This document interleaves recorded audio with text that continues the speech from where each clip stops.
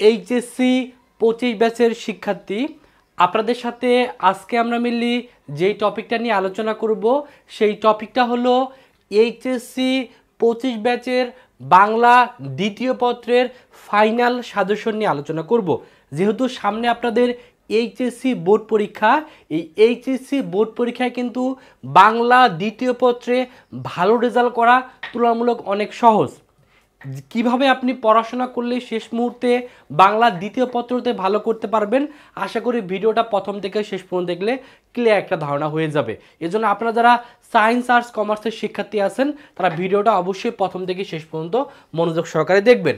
তো প্রথমে যদি একটু মানবন্টনটা নিয়ে আলোচনা করি যে বাংলা দ্বিতীয় পত্রের ক্ষেত্রে মানবন্টনটা কিভাবে সাজানো হয়েছে। তো মেনলি ব্যাকরণ থেকে 30 মার্কের প্রশ্ন আসে, আর আপনাদের নির্মিতি অংশ আছে সেখান থেকে 70 মার্কের প্রশ্ন আসে।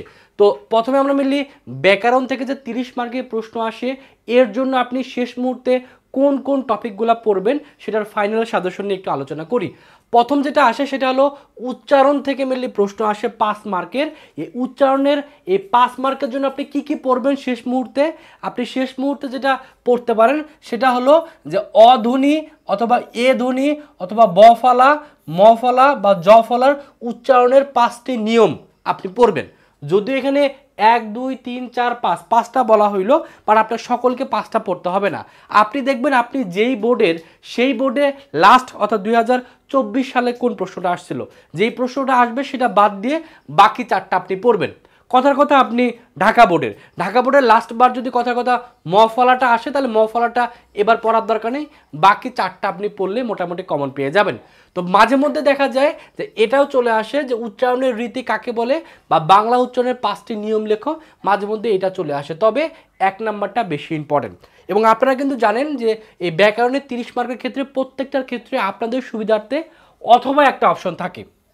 অর্থাৎ আপনি চাইলে যদি কথা এই দুটার ভিতরে যে কোনো একটা আসলো বাট আপনি সেটা আপনার কমন আসে নাই, সেক্ষেত্রে আপনি চাইলে অথবা থেকে উত্তর করতে পারেন। সেক্ষেত্রে আপনার 8টা আপনার শব্দ দেওয়া থাকে, সে 8টা শব্দের উচ্চারণটা লিখতে বলে। সেক্ষেত্রে 8টা শব্দের থেকে 5টা শব্দের উচ্চারণ আপনাকে লিখতে বলে। এক্ষেত্রে আপনি কোনগুলো পড়বেন, আপনি প্রিভিয়াস লাস্ট যে বোর্ড প্রশ্নগুলো আসে 2019 সাল থেকে 2024 সাল পর্যন্ত বোর্ডে যে উচ্চারণগুলো আসছে আপনি সেগুলো পড়লে ওইখান থেকে আপনি শতভাগ কমন পেয়ে যাবেন। তো সাধারণত দেখা যায় যে এই অথবাটা উত্তর করার তুলনামূলক সহজ, কারণ অথবাটা যদি কমন চলে আসে খুব দ্রুত আপনি কিন্তু উত্তর করতে পারবেন। বাট কেউ যদি মনে করেন যে না আমার এই 2019 সাল থেকে 24 সাল পর্যন্ত এতগুলো পড়ার সময় নেই, সেক্ষেত্রে আপনি 1 অথবা 2 যে কোনো একটা পড়লে সেখান থেকে আপনি 5 মার্ক কিন্তু কমন পেয়ে যাচ্ছেন। 2 নাম্বার আসে হলো বানান থেকে, এখানে আপনার 5 মার্কের প্রশ্ন আসে। সেক্ষেত্রে যেটা সবচেয়ে বেশি ইম্পর্টেন্ট সেটা হলো 1 নাম্বারটা। এই 1 নাম্বারটা থেকে প্রতিবারই দেখা যায় প্রশ্ন চলে আসে। সেটা কি, যে বাংলা একাডেমি প্রমিত বাংলা বানানের 5টি নিয়ম লিখো, এটা ম্যাক্সিমাম সময় চলে আসে।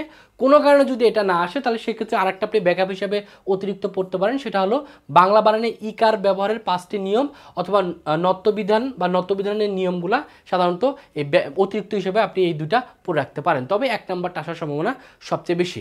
এখানেও কিন্তু অথবা হিসেবে আপনার আসে, সেক্ষেত্রে যে কোনো 5টি শব্দের বানানটা আপনাকে লিখতে পারে। এই বানানের ক্ষেত্রে আপনি কোনগুলো পড়বেন, আপনি লাস্ট যে বোর্ডের যে প্রশ্নগুলো আসছে 2019 থেকে 24 সাল সেই বোর্ডের প্রশ্নগুলো করলেও সেখান থেকে কিন্তু ম্যাক্সিমাম সময় আপনার প্রশ্ন কমন চলে আসবে। তাহলে 3 নম্বর যেটা আসে সেটা হলো ব্যাকরণের শব্দ শ্রেণী থেকে 5 মার্কের প্রশ্ন আসে। সেক্ষেত্রে আপনি পড়তে পারেন 1 নাম্বারটা পড়বেন হলো শব্দ শ্রেণী কি, কত প্রকার ও কি কি, এটা পড়তে পারেন, ম্যাক্সিমাম সময় এটা চলে আসে। আর ব্যাকআপ হিসেবে আপনি অতিরিক্ত পড়তে পারেন বিশেষ্য, বিশেষণ, ক্রিয়াপদ কি, শ্রেণী, এদের শ্রেণী বিভাগগুলো মাঝে মধ্যে লিখতে পারে।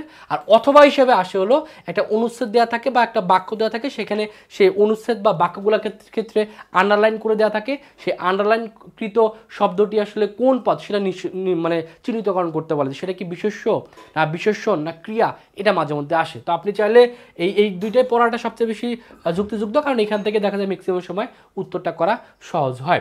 তারপর 4 নম্বর যেটা আসে সেটা হলো বাংলা শব্দ গঠন, এখান থেকে 5 মার্কের প্রশ্ন আসে। সেক্ষেত্রে আপনি যেটা পড়তে পারেন সেটা হলো যে উপসর্গ কাকে বলে এবং এর প্রয়োজনীয়তা ব্যাখ্যা করে, এটাই ম্যাক্সিমাম সময় চলে আসে।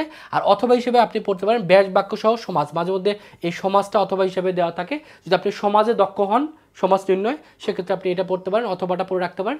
আর যদি আপনার সমাজে একটু দুর্বল হয়ে থাকেন সেক্ষেত্রে আপনি উপসর্গ কাকে বলে এর প্রয়োজনীয়তা ব্যাখ্যা করে এটা যদি একটু ভালো করে মুখস্থ করতে পারেন ম্যাক্সিমাম সময় এটাই কিন্তু বিভিন্ন বোর্ডে চলে আসে। তারপর হলো বাক্যতত্ত্ব থেকে 5 মার্কের প্রশ্ন আসে, সেক্ষেত্রে বাক্য কি, এর গঠন এবং অর্থ অনুসারে বাক্যর প্রকারভেদগুলো মাঝে মধ্যে লিখতে বলে। আর অথবা হিসেবে আসলে বাক্য পরিবর্তন দেওয়া থাকে, অর্থাৎ একটা বাক্য দেওয়া থাকলো, সরল বাক্য দেওয়া থাকলো, সেটাকে জটিল বাক্যে রূপান্তর করতে বললো বা সেটাকে যৌগিক বাক্যে রূপান্তর করতে বললো। এই যে বাক্যের রূপান্তর মাঝে মধ্যে রূপান্তরটা অথবা হিসেবে আসে। তো আপনি যদি বাক্যটা একটু ভালো করে পড়েন তাহলে সেক্ষেত্রে এখান থেকে আপনি উত্তর করতে পারতেছেন। তারপর আসে হলো বাংলা ভাষার প্রয়োগ এবং অপপ্রয়োগ বা শুদ্ধ প্রয়োগ, সেখান থেকে 5 মার্কের প্রশ্ন আসে। সেক্ষেত্রে একটা বাক্য দেওয়া থাকতে পারে, সেই বাক্যটাকে শুদ্ধ আকারে লিখতে বলতে পারে, অথবা একটা অনুচ্ছেদ দেওয়া থাকতে পারে, সেই অনুচ্ছেদটাকে শুদ্ধভাবে আপনাকে লিখতে বলতে পারে। সো আপনি এটা প্রিভিয়াস ইয়ারের যে প্রশ্নগুলো আসছে সেগুলো পড়লে ম্যাক্সিমাম সময় এখান থেকে প্রশ্ন কমন চলে আসে। তাহলে এই হলো টোটাল 6টা, প্রত্যেকটাতে 5 মার্ক করে, 5 6 30, এই 30 মার্ক আসবে হলো ব্যাকরণ থেকে। তো ব্যাকরণ থেকে এগুলো পড়লে এখান থেকে আশা করি আপনি শতভাগ প্রশ্ন কমন পেয়ে যাবেন। এখন মিললে আলোচনা করব নির্মিত অংশ নিয়ে। এই নির্মিতের ক্ষেত্রে 70 মার্ক আপনাকে আসে। এক্ষেত্রে প্রথম যেটা আসে সেটা হলো পারিভাষিক শব্দ আসে, আর আরেকটা অথবা হিসেবে অনুবাদ আসে। এখানে কিন্তু 10 মার্ক থাকে। তো পারিভাষিক শব্দ আপনি কোনগুলো পড়বেন, প্রিভিয়াস ইয়ারে যে প্রশ্নগুলো আসছে পারিভাষিক শব্দ সেগুলো পড়লে দেখা যায় ওখান থেকে কমন প্রশ্ন চলে আসে। এবং পারিবারিক শব্দ কোনগুলো পড়বেন একটু পরে আমি ডিটেলস সাজেশন আকারে আমি বলে দেবো যে কোন পারিভাষিক শব্দগুলো পড়লে মোটামুটি কমন পাবেন। আর অনুবাদটাও মিললে আমি সাজেশন দিয়ে দেবো একটু পরে, সেক্ষেত্রে কোনগুলো পড়বেন সেটা একটু বলে দেই যে আপনি যদি পারিভাষিক শব্দটা পড়তে চান তাহলে সেক্ষেত্রে আপনি কোনগুলো পড়বেন, এইখানে যে পারিভাষিক শব্দগুলো আছে মিললে এগুলো পড়বেন। এখানে সবগুলো দেওয়া আছে, আপনি একটু দেখে নেন বা একটু স্ক্রিনশট নিয়ে নেন। এখানে যেগুলো আছে প্রিভিয়াস ইয়ারে ঘুরে ফিরে এই প্রশ্নগুলো আসছে, এই যে পারিভাষিক শব্দগুলো আছে এই পারিভাষিক শব্দগুলো পড়বেন। এখানে যেগুলো দেওয়া আছে সবগুলো পড়বেন, প্রিভিয়াস ইয়ারে এগুলো আসছে ঘুরে ফিরে। তারপর এখানে যেগুলো দেওয়া আছে এই কয়েকটাই পড়বেন। এখানে যে কয়েকটাগুলো দেওয়া আছে মোটামুটি এই পেজ, এই একটা পেজ, দুইটা পেজ, এই 3টা পেজ, এই 3টা পেজ যদি আপনি ভালো করে পড়েন আশা করি এখান থেকে আপনি 10 মার্ক কিন্তু কমন পেয়ে যাচ্ছেন। সো পারিভাষিক শব্দ যদি আপনি পড়েন তাহলে 3টা পেজ পড়লে মোটামুটি হয়ে যাচ্ছে। আর কেউ যদি মনে করেন যে না আপনি অনুবাদটা পড়বেন সেক্ষেত্রে এখানে যে 10টা অনুবাদ আছে এই বোর্ড বই আপনি পাবেন, এই 10টা অনুবাদ পড়লে আশা করি এখান থেকে আপনার প্রশ্ন কমন পাওয়ার সম্ভাবনা সবচেয়ে বেশি। অর্থাৎ যে কোনো একটা পড়বেন, দুটা পড়তে যাবেন না। যদি অনুবাদ পড়েন তাহলে এই 10টা অনুবাদ পড়বেন, আর পারিভাষিক শব্দ যদি পড়েন তাহলে সেক্ষেত্রে যেখানে 3টা পেজ আছে 3টা পেজ পড়লে মোটামুটি আপনার কিন্তু হয়ে যাচ্ছে। তারপর আলোচনা করবো কি নিয়ে, তারপর আলোচনা করবো তারপরে যেটা আছে সেটা হলো এই 8 নাম্বার 8 মার্কেও 10 মার্ক আসে। একটা হলো দিনলিপি আর একটা আসলে প্রতিবেদন। তো দিনলিপিটা একটু তুলনামূলক একটু মাঝে মধ্যে একটু কঠিন হয়ে যায়, বাট প্রতিবেদনটা একটু তুলনামূলক একটু সহজ। এর জন্য আমি যেটা সাজেস্ট করবো যে প্রতিবেদনটা লেখার চেষ্টা করবেন, কারণ প্রতিবেদনটা সাধারণত 2 পেজের ভিতরে লেখা যায়। এবং প্রতিবেদন লেখার ক্ষেত্রে একটা জিনিস অবশ্যই মাথায় রাখবেন, যখন প্রতিবেদনটা লিখবেন তখন অবশ্যই চেষ্টা করবেন যে যদি এই পেজে শুরু করেন প্রতিবেদন, যদি এখান থেকে শুরু করেন তাহলে এই পেজে এসে শেষ করবেন। কখনোই এইভাবে শুরু করবেন না, এখানে শুরু করে এই অপর পেজে যাওয়া যাবে না। অর্থাৎ সবসময় শুরু করবেন এই পাশ থেকে শুরু করে এই পাশে শেষ করবেন। এবং প্রতিবেদনে যেহেতু নির্দিষ্ট একটা ফরম্যাট আছে সেই ফরম্যাটটা একটু ভালো করে পড়ে যাবেন, এই ফরম্যাটটা একটু ভালো করে পড়ে যাবেন, তাহলে আশা করি এই প্রতিবেদনটা আপনি কমন পেয়ে যাবেন। আর কেউ যদি দিনলিপি চান দিনলিপি উত্তর করতে পারেন, তবে আমার যেটা পার্সোনাল সাজেশন থাকবে যে প্রতিবেদনটা উত্তর করা সবচেয়ে বেশি মানে মার্ক তোলা যায় আর কি। আপনি প্রতিবেদনটা লিখলে মার্কটা একটু বেশি পাবেন। একটা হলো বৈদ্যুতিক চিঠি বা ইমেল একটা আসে, একটা আবেদনপত্র আসে, এই দুটার ভিতরে যে কোনো একটা আপনাকে উত্তর করতে হবে 10 মার্কের। সেক্ষেত্রে আমি যেটা সাজেস্ট করি সবসময় যে বৈদ্যুতিক চিঠি বা ইমেলটা লেখা, যেহেতু ইমেলটা সাধারণত 1 পেজের ভিতরে উত্তর করতে হয় এবং ইমেলেরও যেহেতু নির্দিষ্ট একটা ফরম্যাট আছে, কোনো কারণে যদি প্রশ্ন কমন না আসে ওই ফরম্যাট অনুযায়ী যদি আপনি লিখে আসতে পারেন আপনি মার্ক কিন্তু ভালো পাবেন। আর যেহেতু আবেদনপত্রের ক্ষেত্রে বিভিন্ন ভেরিয়েশন চলে আসে, প্রাতিষ্ঠানিক আবেদনপত্র, চাকরি আবেদনপত্র বা সংবাদপত্র প্রকাশনের জন্য আবেদনপত্র, এগুলো যেহেতু বিভিন্ন ভেরিয়েশনে চলে আসে, এক্ষেত্রে আবেদনপত্রটা থেকে বৈদ্যুতিক চিঠি বা ইমেলটা উত্তর করা তুলনামূলক সহজ। এর জন্য আপনারা যারা উত্তর করবেন চেষ্টা করবেন ইমেল অথবা বৈদ্যুতিক চিঠির উত্তর করা। এখন বৈদ্যুতিক চিঠি কোনগুলো পড়বেন একটু পরে সাজেশন দিয়ে দিব। তারপর হলো সারাংশ, সারমর্ম অথবা ভাব সম্প্রসারণ থেকে 10 মার্কের প্রশ্ন আসে, যে কোনো একটা উত্তর করবেন, তবে সাধারণ ম্যাক্সিমাম সবাই সারাংশটা বেশি দেয়। তো সারাংশটা একটু বেশি পড়ে যাবেন, কারণ সারাংশের ক্ষেত্রে সাধারণত 4 থেকে 5 লাইন 5টা বাক্যর ভিতরে আসলে উত্তরটা করা যায়। তো সাধারণত 4টা বাক্যর ভিতরে উত্তর করা সবচেয়ে বেশি যুক্তিযুক্ত, তবে ম্যাক্সিমাম যদি যান তাহলে 5টা বাক্য, তবে 4টা বাক্যর ভিতরে উত্তর করার চেষ্টা করবেন। আর সারাংশের ক্ষেত্রে প্রিভিয়াস ইয়ারে যেগুলো আসছে সেগুলো পড়বেন এবং সারাংশের সাজেশন একটু পরে আপনাদের দিয়ে দিব। আর ভাব সম্প্রসারণ সম্প্রসারণ যদি কেউ পড়তে চান ভাব সম্প্রসারণ পড়তে পারেন। তবে আমি যেটা সাজেস্ট করি যে সারাংশে উত্তর করাটা সবচেয়ে বেশি বুদ্ধিমানের কাজ, সেখানে অল্প কথায় আপনি বেশি মার্ক কিন্তু তুলতে পারবেন। আর কেউ যদি ভাব সম্প্রসারণ উত্তর করতে চান তাহলে সেক্ষেত্রে যদি কমন না আসে আপনি ভাব সম্প্রসারণ করতে পারেন। আর এটা আছে সংলাপ অথবা ক্ষুদে গল্প, এই ক্ষেত্রে 10 মার্ক আসে। তবে সেক্ষেত্রে সংলাপ বা ডায়লগ যেটা আমরা ইংরেজিতে বলি সেটা উত্তর করা সবচেয়ে বেশি সহজ, কারণ ক্ষুদে গল্পটা মাঝে মধ্যে আনকমন কিছু ক্ষুদে গল্প দিয়ে দেয়, সেটা আসলে না জানলে লেখাটা টাফ হয়ে যায়। বা ডায়লগটা বা সংলাপটা যদি আগের থেকে আপনার পড়া থাকে, সেটার ফরম্যাটটা যদি জানা থাকে, আপনি মার্কটা বেশি তুলতে পারেন। সেক্ষেত্রে সংলাপ বা ক্ষুদে গল্প কোনগুলো পড়বেন একটু পরে সাজেশন দিয়ে দিচ্ছি। সবার শেষ হলো প্রবন্ধ বা রচনা, সেক্ষেত্রে 20 মার্ক আসে। এটা নিয়ে অনেকের ভিতরে একটা প্রশ্ন থাকে যে প্রবন্ধ বা রচনা এটা আসলে কয় পেজ লিখতে হয়। সাধারণত হলো 10 পেজ সর্বনিম্ন, আর ঊর্ধ্বে গেলে 14 পেজ আপনি এই প্রবন্ধ বা রচনা লিখতে পারেন। তবে প্রবন্ধ বা রচনা লেখার সময় কিছু জিনিস মাথায় রাখবেন, আপনি চেষ্টা করবেন কি পয়েন্টগুলো ভালো করে মুখস্থ রাখা। অর্থাৎ প্রবন্ধ বা রচনা সম্পূর্ণটুকু আসলে মুখস্থ রাখা পসিবল না। আপনি কি পয়েন্টগুলো মনে রাখবেন, যেমন আপনি অধ্যাবসায় নিয়ে আপনি লিখবেন, প্রবন্ধ লিখবেন, সেক্ষেত্রে আপনি কি পয়েন্টগুলো কীভাবে মনে রাখবেন, যেমন প্রথমে লিখতে হবে ভূমিকা, তারপর অধ্যাবসায় কী, অধ্যাবসায় প্রয়োজনীয়তা, এরকম করে আপনি লিখবেন। আবার শেষে উপসংহার, এরকম করে আপনি কি পয়েন্ট 14 থেকে 15টা মুখস্থ রাখলে মোটামুটি প্রবন্ধটা হয়ে যাবে। এবং প্রবন্ধ লেখার সময় বিভিন্ন ধরনের উক্তি, বিভিন্ন বিখ্যাত ব্যক্তির উক্তি, ছন্দ, এগুলো যত অ্যাড করবেন তত আপনার মার্ক কিন্তু বেশি আসবে। তো এখন প্রশ্ন হলো যে বাকি যেগুলো আছে দিনলিপি, ইমেল বা সারাংশ বা সংলাপ বা প্রতিবেদনের জন্য আপনি কোনগুলো পড়বেন সেটা একটু সাজেশন আপনার দিয়ে দিই। আপনারা যেটা করবেন দিনলিপির ক্ষেত্রে, প্রতিবেদনের ক্ষেত্রে আপনি যেটা পড়তে পারেন, এখানে যে 10টা আছে এই 10টা আপনি পড়তে পারেন। তবে এর ভিতরে যেটা ইম্পর্টেন্ট যে খাদ্যে ভেজাল, এটা প্রায় সময় চলে আসে। তারপর হলো নিত্য প্রয়োজনীয় জিনিসের পত্রের দাম বৃদ্ধি সম্পর্কে পত্রিকা প্রকাশের জন্য প্রতিবেদন, এটা মাঝে মধ্যে চলে আসে। তোমার শহরে যানজট সমস্যা নিরসনের জন্য প্রতিবেদন, এটা আপনি পড়বেন।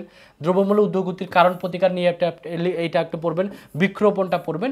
এই কয়েকটা একটু বেশি গুরুত্ব দিবেন। তবে এখানে যেগুলো আছে আশা করি এখান থেকে আপনি শতভাগ প্রশ্ন কমন পেয়ে যাবেন। তারপর আলোচনা করবো কিনে কেউ যদি দিনলিপি পড়তে চান, সেক্ষেত্রে এই যে 7টা দিনলিপি আছে, দিনলিপি পড়তে পারেন। যে বই আপনারা এখান থেকে পড়বেন হলো কলেজ জীবনের প্রথম দিনের অনুভূতি নিয়ে একটি দিনলিপি, তারপর হলো এইচএসসি পরীক্ষার ফল প্রকাশের দিন করণীয়, এটা নিয়ে দিনলিপি, আর ঐতিহাসিক স্থান ভ্রমণের অর্জিত অভিজ্ঞতা নিয়ে দিনলিপি। এই তিনটা একটু অবশ্যই বেশি বেশি গুরুত্ব দিবেন। তারপর যেটা পড়বেন যে এই আপনার আবেদনপত্র যেগুলো আছে, আবেদনপত্র আপনি যে 8টা আছে, এই 8টা আবেদনপত্রের ভিতরে আপনি প্রথম যে 5টা আছে, 5টা অবশ্যই বেশি গুরুত্ব দিবেন। আর এই যে বৈদ্যুতিক চিঠি, এটা কিন্তু ইম্পর্টেন্ট, এটা অবশ্যই ভালো করে পড়বেন। এখান থেকে কিন্তু প্রতি বছরই প্রশ্ন চলে আসে। এই বিশেষ করে যেটা আপনি পড়বেন, যেমন এখানে যেমন ইন্টারনেটের ব্যবহারের সুফল এবং কুফল, এটা একটু বেশি গুরুত্ব দিবেন। তারপর হলো মোবাইল ফোনের অপব্যবহার ক্ষতিকর উল্লেখ করে, এটা আপনি একটু বেশি গুরুত্ব দিয়ে পড়বেন। যে বাংলা অবশ্যই শুভেচ্ছা জানিয়ে বন্ধুকে একটি ইমেল, এটা একটু বেশি গুরুত্ব দিবেন। তারপর হলো যে বন্ধুকে একটি দুর্ঘটনার কথা লিখে একটি ইমেল, এই কয়েকটা অবশ্যই বেশি গুরুত্ব দিবেন। তবে ভালো করে পড়তে গেলে 10টা পড়লে মোটামুটি আপনি 100% কমন পেয়ে যাবেন। আর ফরম্যাটটা আছে, ফরম্যাটটা পড়ে ফেলবেন। আর আপনার পরবর্তী যেটা আছে আপনার সারাংশের ক্ষেত্রে যেগুলো আছে এগুলো একটু ভালো করে পড়বেন। এই 9টা আছে, এই 9টা অবশ্যই গুরুত্ব দিবেন। তারপর হলো ভাব সম্প্রসারণ যদি কেউ পড়তে চান, তাহলে সেক্ষেত্রে এখানে যে 8টা আছে, এই 8টা আপনি ভালো করে পড়বেন। এই 8টা থেকে আশা করি প্রশ্ন কমন চলে আসবে, এর বাইরে আসবে না। তারপর হলো সংলাপের ক্ষেত্রে যদি আপনি পড়তে চান, সংলাপ বা ডায়লগের ক্ষেত্রে এই যে 9টা আছে, 9টা পড়বেন। বিশেষ করে এই 9 নাম্বারটা বৃক্ষের প্রয়োজনীয়তা, এটা প্রায় সময় চলে আসে। বৈশ্বিক উষ্ণতা বৃদ্ধি ও বিশ্ব জলবায়ু পরিবর্তনের সম্পর্কে আপনার ডায়লগ মাঝে মধ্যে চলে আসে। তারপর চলে আসে, এটা একটু বেশি গুরুত্ব দিয়ে পড়বেন যে ফেসবুকের সুফল এবং কুফল, এটা প্রায় সময় চলে আসে। তারপর হলো নিরাপদ সড়ক চাই, এটা একটু বেশি গুরুত্ব দিয়ে পড়বেন। এই কয়েকটা অবশ্যই ভালো করে পড়বেন। তারপর হলো যে আপনারা যেটা পড়বেন যে ক্ষুদ্র গল্প যদি কেউ পড়তে চান, এই ক্ষুদ্র গল্প আপনার যে 10টা আছে, এই 10টা ক্ষুদ্র গল্প অবশ্যই ভালো করে পড়বেন। বিশেষ করে শৈশব জীবনের স্মৃতি শিরোনামে একটি ক্ষুদ্র গল্প, এটা অবশ্যই পড়বেন। পরিবেশ দূষণ শিরোনামে একটি ক্ষুদ্র গল্প, এটা অবশ্যই পড়বেন।